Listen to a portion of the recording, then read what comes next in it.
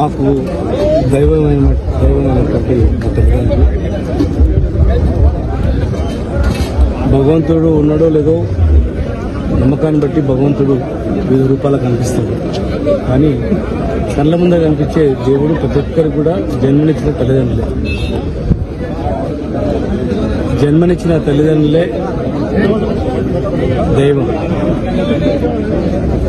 మరి ఈరోజు మా నాన్నగారు ముసపేట స్కూల్ టీచర్గా పనిచేసిన సందర్భంలో అదైతే ఉద్యమంలో రాస్తారోకో నిర్వహిస్తున్నప్పుడు ఆయన పైన దాడి జరగడం, కొత్తకోట పోలీస్ స్టేషన్లో చనిపోయిన నాకు తెలంగాణ ఉద్యమంలో కూడా చిన్నప్పటి నుంచి మా నాన్న అనుకున్నప్పుడు మరి 69 ఉద్యమంలో ఇట్లా అయింది అన్నప్పుడు నా మనసులో ప్రతి సందర్భంలో నిలిచేది. తెలంగాణ ఉద్యమంలో నేను పాల్గొనడానికి కూడా ప్రభావితం అది.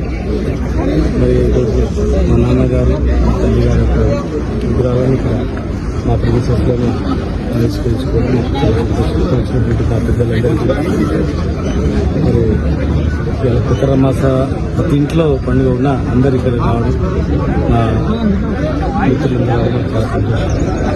ప్రతి ఒక్కరు కూడా తల్లిదండ్రి విలువలంటే చనిపోయిన తర్వాత తెలుస్తుంది.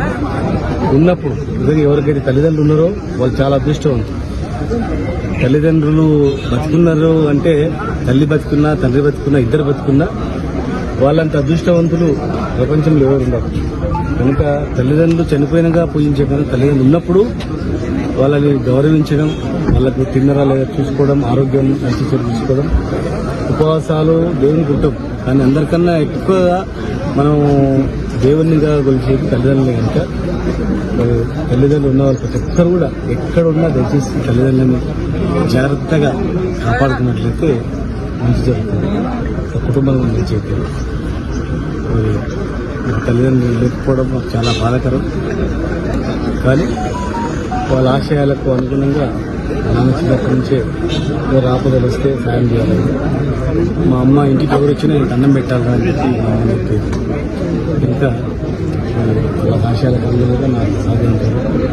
వేరే వాళ్ళకి సహాయ సహకారం చేస్తారు. ప్రతి ఒక్కరు కూడా తల్లిదండ్రులు ఉన్న వాళ్ళని తల్లిదండ్రులను చూసుకోవడం, లేకపోతే వాళ్ళ పెరుగుడు ఏదో దాన ధర్మాలు కార్యక్రమాలు చేసుకోవడం చాలా మంచిది అని చెప్పి మనస్ఫూర్తిగా నేను కోరుకుంటున్నాను.